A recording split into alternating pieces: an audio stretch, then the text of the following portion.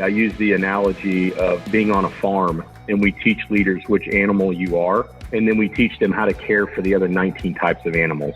Wait, what kind of animal am I? Mosquito on Red Bull. Mosquito on Red Bull. But, I could, if you came back as a bug, you would definitely come back as a praying mantis, just for the record. Oh. So. Oh.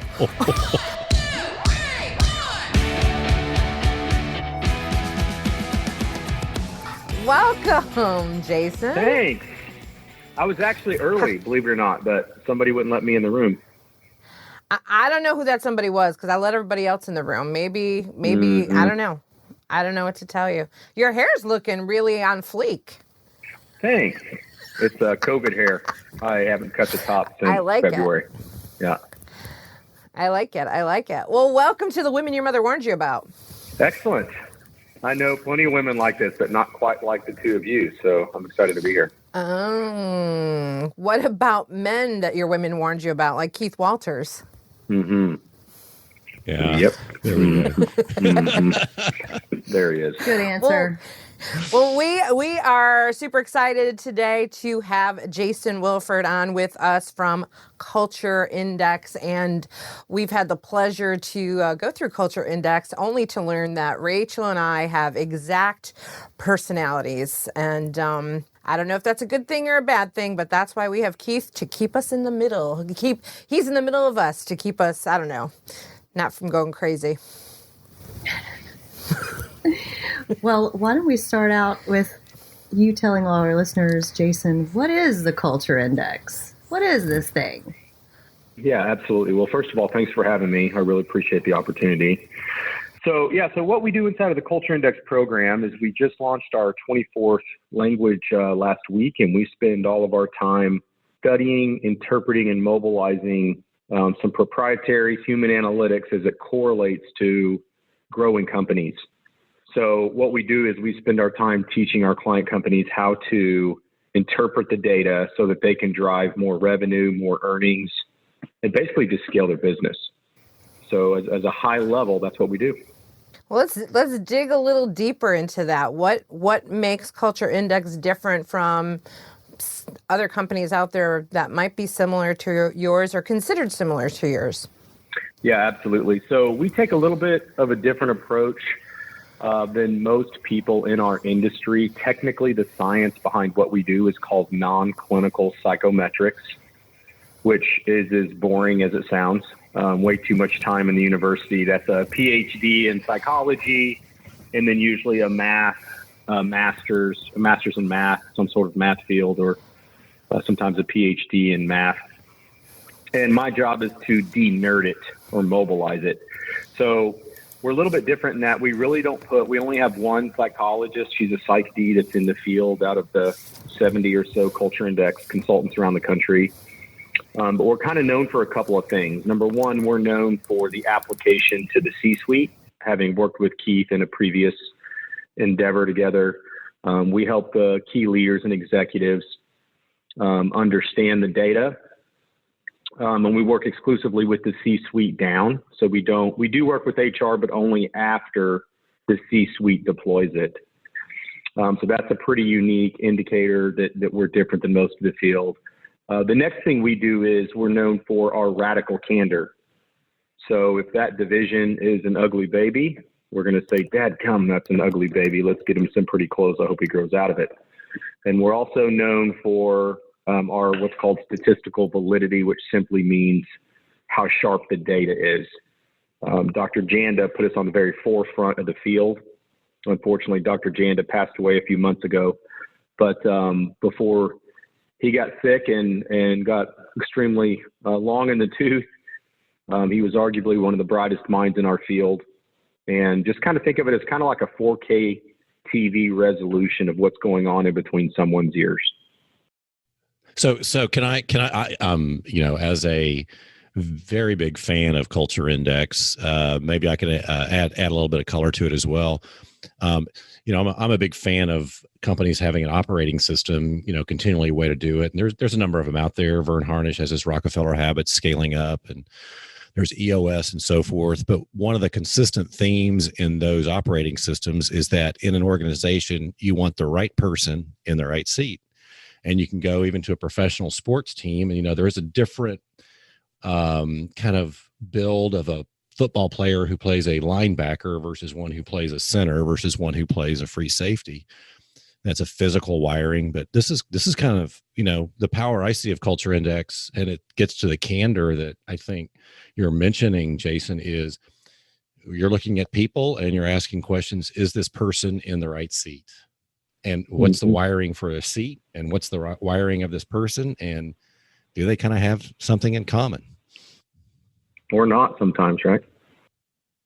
Or not sometimes. And actually, that was probably, I think, the biggest power that we saw was identifying in our experience, from our leadership team down, some misseating of people, and also maybe just having to restructure jobs in order to really leverage people's strengths and their wiring.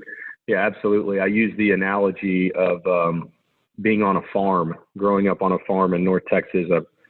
It's by the way, it's you Chicago crazy women's fault for inviting the farm boy. So you're going to have to put up with some of my analogies, but it's kind of like we study 20 different animals on the farm, and we teach leaders which animal you are. And then we teach them how to care for the other 19 types of animals. So, you know, don't give raccoon food to a possum and expect it to act like you because you're a raccoon or you're a horse or you're a goat or whatever. Of course, we don't use those terms. They're a bit more professional, but you get the point. Wait, like a pig. No one wants to be the pig. Wait a second. What kind of animal am I? Mosquito on Red Bull. Mosquito on Red Bull. That's the attention span. But, you know, I could, if you came back as a bug, so we don't use animal analogies just to clear the, you know, but I would say if you came back as a bug, Gina, you would definitely come back as a praying mantis, just for the record. Oh. So. What have I? Okay, that's all. You know what? That praying mantis is cool, though. It'll fight you, though. It will fight you. They're so cool. Wait a second. And then kill your mate. But as long as I don't come back as a bee, right, Rachel? As long as I don't come back as a bee, I'm fine. Wait a second. I would like to choose dragonfly, please. Dragonfly. But I think I'm the same as Gina, so we'll be both out there like fighting, like. Okay, so praying. Wait a second. So praying. So this is an important question. You had once referred to me as a mosquito on Red Bull, and I know that's my attention span. Right. But can your personality change over time? Can you go from being a mosquito to a praying mantis? Can that be? Because I never saw myself as a praying mantis. Yeah. Well, I guess, maybe a little. Just for the record, what I was referring to is obviously a very dominant personality type, but I'm not really calling you a praying mantis. But, you know, we get that question a lot, and that's an excellent question. And the reality is behavior can change, but our traits can't, right? It's the same. Why people have a hard time accepting this is, of course, you can't actually see it. It's not a physical characteristic, but it's virtually the same as my thumbprint or my height and wingspan, right? When I go to the doctor for my next annual physical, when I turn 45, I'm still going to be 5'11". My thumbprint's going to be my thumbprint. Now, how I'm behaving, if I have a little less vino, go to the gym a little bit more, get plenty of sleep, I can change the blood work and what's going on within my framework. So the first thing that we study is the framework or the hard wiring. And the reason we start there is that solid state. It's steady. So when you can understand the hard wiring, and Keith and I had many conversations over this and some of his leaders, when you can understand the hard wiring, that's where all trait manifests from. That's where it comes from, right? So it depends if the dog wants to learn new tricks or if the dog just wants to be the dog, right? So it's up to the human to modify behavior. And hopefully as leaders, like, you know, people that want to make a significant difference, you know, we can teach behaviors to anyone that has intellectual curiosity, anyone that's open to new data. But you can't change the hard wiring. It is what it is. And I think the math is roughly 1 in 3 million actually change after 12 years old. So it's set very, very early. Mm. So let me ask you this. You said anybody with intellectual curiosity. Can intellectual curiosity be changed? Can people become more curious or be taught to be more curious? I think there's no doubt about it. People can become more curious, but the medium's got to take the paint. So, you know what I'm saying? So, I mean, I can't force someone to have an open paradigm. I can certainly help someone paint on an empty wall in the paradigm, but I can't open it. They have to want it. Interesting. Yeah, and I think correct me if I'm wrong here, Jason, but I think, the learned behaviors work really well for those who are willing to learn them in steady state times, and when things are going well. Mm-hmm. When the proverbial shit hits the fan, stress goes to the max. I believe people tend to go back to their hardwiring more than their learned behavior. And that's so appropriate in today's world, observing how people acted in, late March, early April versus how they may have been acting in, January, February, early March.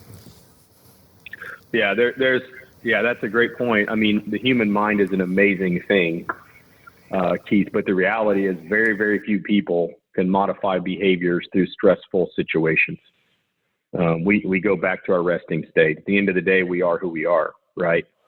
And so there's no question when people get fatigued, when they get sick, when they get tired, when they have massive amounts of stress, you're going to go back to who you are. That's an interesting point for our listeners to just self-reflect on, for like, who did you revert back to during the last few months? Because I'm sitting here thinking about what I reverted to survive, and I know what that was. It was fitness and dance, the things. But some people... and being by yourself. And being by myself, which I really like. But interesting. Do you ever have people that do the analysis and are super shocked by what you find? Like, that can't be. Does that happen often, or are people like, yeah, very much? Sometimes, I hate to go to age. It's sometimes true, sometimes not. But the reality is, if I'm dealing with someone that, again, I kind of divide the world in two when I'm sizing someone up, because I can't see it in their traits, is do they have an open paradigm, going back to that intellectual curiosity. The people that have more of an open paradigm tend to be more self-aware, in my experience. We don't have statistics behind that, but that's been my experience. People that are really young, just entering the workforce, they don't have a lot of context to draw from, right? As a working professional. So, I do run across people that are kind of shocked, but what they're usually shocked about is the misinterpretation of a single word or two words, or understanding why they do what they do. Does that make sense? So it's understanding the why the behavior happens that sometimes throws people off. But once they study it and get a hold of it, it's just math. It's not like we're winging it or we're guessing. It's literally ones and zeros. And it's just a matter of locking your languages together to get on the same page. Hey, Warner's, just a quick reminder. If you love this episode, share the love. Share it with someone. Share this episode or the show with a friend. Pass the link on. Promote it on social media, on the interwebs. Share the show. Share the love. And now back to the show. I think that makes total sense. Rachel and I talk about this all the time, just the value of therapy, right? And going to any kind of counseling or therapy. I know I personally have gotten to know myself way better when I think about who I was 5 years ago even. Like, I understand myself way better now, and I'm much more self-aware, know what my triggers are, know what motivates me, know what doesn't motivate me. Yeah, and while we don't touch there's no question about it. We're a small subset of the psychometric world. Most of this psychology, like you were talking about, Gina, is dedicated to things on that side of the world. We don't touch it. We're strictly using it for work related, obviously, as you know. But this is for absolutely a self-awareness process. And the first step is always, and Keith, when you went through the training, you could speak to this. You've been through the 2-day boot camp. It's really about understanding yourself first. What are your strengths? What are your shortcomings? And also getting comfortable with the fact that you can't have the income without the taxes. In other words, you can't have your strengths without a corresponding weakness. And it's pretty fascinating getting to work all over the world. As Americans, we're really, really bad at owning our weaknesses. Our other clients, like my British clients, they're so funny. They don't get excited till I start talking about what they suck at. It's like, okay, you're really bad at this. And they're like, oh my gosh, you're right. And Americans are like, no, I'm not those bad things, but I'm all those good things. And once you get at peace with the fact that you have to have those weaknesses, without the weaknesses, you don't have the strengths. If you can get your arms around that concept, the self-discovery explodes, right? It gives you freedom to understand that because of those strengths or because of those weaknesses, the taxes, you have the income. That's really interesting, the difference between Americans and others, and I wonder where that comes from. I recently, with our Carolina Improv, with our performers, and we just started performing again, and after not performing for 5 months, it was obvious that we were all kind of sucking a little bit, and so we had to go through intense practices, more than we had ever had to do as improvisers, and because our venue changed and the quality was, we had to up our quality, I literally just went into the mode of, okay, here's what you're strong in. Here's what you're strong in. I want these 3 people doing this because they're strongest at that. And somebody said, so why do you have to keep saying that and make the rest of us feel bad? And I said, I'm pointing out what your strengths are. I'm like, you want to go there? Okay, I'm going to identify everyone's strength right now. You're strong at this, you're strong at that, you're strong at that. I'm like, I need my strong players doing those things while I help you work on your weaknesses. And it was like mind-numbing, like that I brought the house down and everybody was sad, and then I had to do a kumbaya, make everybody feel better situation. Like telling people what they were strong at. Yeah, and it's really interesting. And I love always comparing this to the sports analogy team. If you go to a 300 and something pound center on or nose tackle on a football team and say, you know what, you're weak at covering 50 yards downfield on a fly pattern, they're going to go like, yeah, that's not what I'm strong at. And, I think it's not so much as about what's good and what's bad. People are strong in different areas. And in today's world, there's all this talk about diversity, and we need strength in all different areas for different roles. And it's a question of knowing what strengths are needed for different roles. The example I always use when I talk about Culture Index, and Jason knows I talk about Culture Index a lot with people, is the sales Thank you role. for that. Thank you for that, brother. Because it's so easy to explain to people when you talk about sales, because most people aren't wired to do sales. And that's an easy thing for people to identify. Either they are or they aren't wired to do sales. And that then it goes, well, there's probably wiring for other roles as well. That's the easy one to see. And that's really good to do, especially with young people, right? That are coming into the workforce. Of trying to set you, that's an excellent example to use, and just say, okay, so let's talk about the difference between being an outside salesperson and a customer service representative, right? And you can just really start with, okay, so here's what we're going to do. We're going to take away all your guaranteed money, your 100% commission, and you eat what you kill. So here's the gun. When you got some meat, let me know.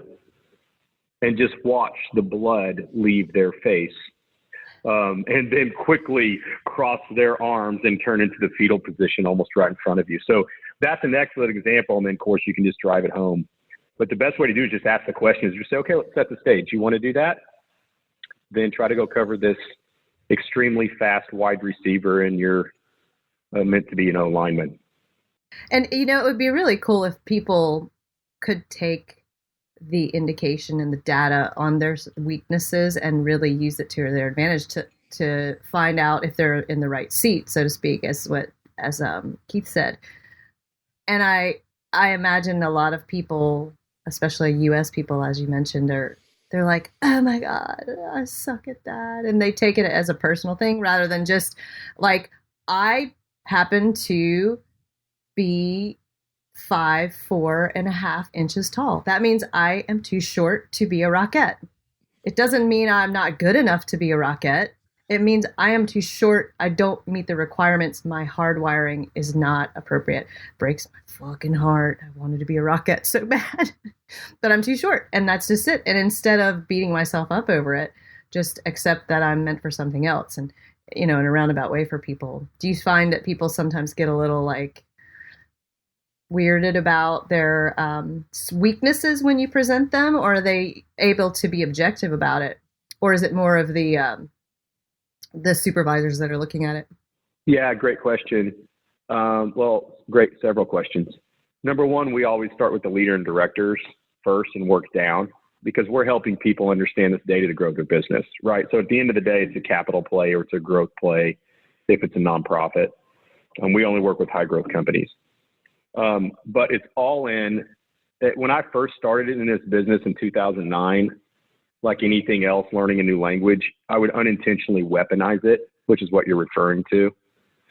And it's all about the communication, right? And every one of our customers goes through this. So I spend X amount of time every week trying to prevent it. And then sometimes for those of our clients that didn't listen or didn't pay attention, cleaning it up. But it really comes from the fact that you've got to understand the strengths first and then the weaknesses. So really it depends on A, the type of person you're communicating to, B, their self-awareness, and C, are you framing it? You just don't come in hot. Like, your attention span is a mosquito. You suck at this, this, this, and this. You don't go there first. You start with these are the things you're great at, true or false. Yes. Okay. So inversely, here's what that means. We do get pushback sometimes, though. Sometimes people spin up, but not very often. Probably depends on where they're at in their development, like emotionally. There's like some of that. If I'd have done the culture index 20 years ago, I would probably react differently than, I did when I actually did the well, that's a really good point, Rachel, because when I did it, maybe like 2 years before you, and we ended up with the same type. What do you call it, Jason? Type, style? Yeah, so most of the industry calls them archetypes. Our mutual archetype. Like, if you would have told me 20 years ago that was my archetype, I would have been like, no. Yeah. No, because I didn't think of myself as a salesperson 20 years ago. I mean, I actually fought it. I had no idea that it was actually what I was wired for. Yeah. Well, Yeah. Do you know what I mean? Like, if somebody would have given me the culture index years ago and then coached me, would that have changed things? Oh yeah. Instead of me resisting it. And understand, you went straight to the punchline. Right. There's a lot of data you build up to. So it's kind of like it's a new language. It's a new context. It's a very sharp data. So it can cut you, right? If you don't do it right, it's a knife. And so it's a matter, Gina, of how it would be presented to you. Just don't go to the end like, hey, you need to go to outside sales. And you're like, I don't like outside sales people. I can't trust them. Or whatever voice is in your head, right? The bad wolf telling you whatever. Right. But if you build up to the fact and you ask exploratory questions, it becomes self-revealing. It's all about the communication of the data. Yeah. So, if you don't, I'll share a quick story with you guys on this. Jason was actually selling this to our company when this happened. The leadership team was in the room, and we had all taken the culture index, and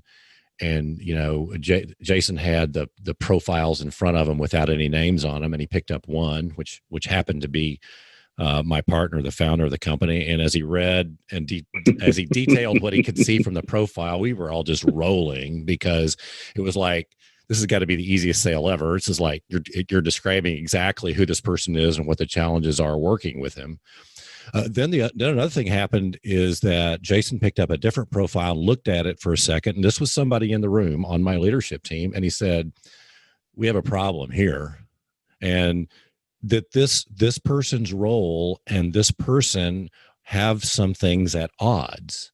And it was interesting in that sales meeting, where Jason was selling to us, this person spoke up and said, yes, I am under a huge amount of stress. I don't know how much longer I can do this. And we ended up shifting that person's structure, getting some different help to kind of take some things off of them, and created success, so much more success out of that role as a result of it. And that was even before we paid for it. That was in a sales meeting. So that when Jason was selling it to us. That's exactly what you're probably trying to do for companies, right, Jason? That you trying to identify exactly that person was in the wrong seat, and here's why. Yeah, and when we say, I mean, the cool thing is we're not, it's not our opinion. It's just probability and statistics. If the math is off, 1 + 1 is not 8, then, it's not there. And so, when we talk about radical candor, we ask, Keith missed one piece in there. I said, may I be radically candid? And they said, yes. That's when I said, so, this person in the room, da-da-da-da-da-da. And so, I've had to sit across from a father-son before and tell the father that you can't make your son the CEO when you retire. You're going to kill your company and your son. And it was in the same, we call it the demonstration process. It was in our sales process. And 20 minutes later, my phone rings from an unidentified number, and it was the son telling me, Jason, thank you so much. I've been trying to tell my dad this for 20 years. And that was 7 years ago, and I still work with him today. So he, in effect, is, just so we're clear, the father's retired, the son is the CEO, but we hired a much different president to run the organization. So when I say CEO, it was CEO and president. So when we talk about radical candor, Keith, you've lived through it. We don't, and some people don't like the radical candor. And some people love it, and we're not forever. We don't sugarcoat. When we say we don't, we kind of freak people out. The truth is like poetry, and most people fucking hate poetry, I think is the quote. Yeah, there you go. Hey, it's almost time for us to wrap up, but I do have one more question. I'm curious that as a result of the pandemic, have you seen a spike or more interest or more need in Culture Index? Yeah, so our retention rate, so our annual renewal percentage, when this first went on, I started on the tail end of the last recession. So when COVID first hit, we're a management consulting firm at the end of the day. Trusted advisors to CEOs is how we go to market. But I'm sitting there like that third weekend thinking, what is going to happen? Well, our retention rate has actually gone up a point. We've always been in the 90s. So the number of our clients that have renewed is even a point greater. It's gone up in the 90s, another point year over year. So the need, and that's the best way, instead of me selling, it's like, well, here's the data, so clearly the need has escalated. What's fascinating is we had done some work in preparation for COVID, had no idea because none of us, had never been through a world pandemic, but we did it actually from a large organization that made a major transfer of thousands of employees to work from home in a call center situation. And we discovered many years ago actually, there's certain personality types that do better in isolation and certain that don't. And so that just came into play overnight. Boom, it skyrocketed overnight. And I will tell anybody that leads and directs people out there on a separate point that's really important through COVID, that this distancing has created time for people to think. And we are seeing record numbers of talented people applying for jobs that are employed, not the unemployed souls, the employed souls. And the reason being is our leaders aren't touching them. So this time has created like a mini mental vacation, even if they're working, to go, I don't think these people love me, or I can't see myself doing this for the rest of my life. So if you're leading and directing, you better be touching your A players, because 1 out of 2 are looking for a job somewhere else. And that's a record. We've never seen that before. 51% of our employed workforce are looking for other jobs because of COVID. And can quick follow up to that? I mentioned how Rachel has kind of discovered through this that she likes to be more alone. Her social needs are probably lower than many, which I can relate to because mine are very low. Are you working with, this whole question about, does the workforce work remotely or does it return to the office? Are you working with or seeing any diversion in the workforce based upon, the social need wiring aspect of anything? Yeah, there's several attributes that play into it. That certainly is one of them, Keith, but it's more than just that. It's, it's also the work style as it correlates to several factors that build on each other. There's certain people that, and just get out of the psychometric world and just think, who likes to work with their door closed with no music on, and who loves drive-bys, and so, but there is obviously now there's this huge spotlight on it. There are certain people that will struggle working from home and certain people that will not. They actually will do higher amounts of volume with the same quality. So there's a lot that plays into it. It has been awesome having you here with us. Thank you so much. For people who want to reach out to you and learn more about Culture Index, where should they go check that out? Excellent. So yeah, we have a website, cultureindex.com.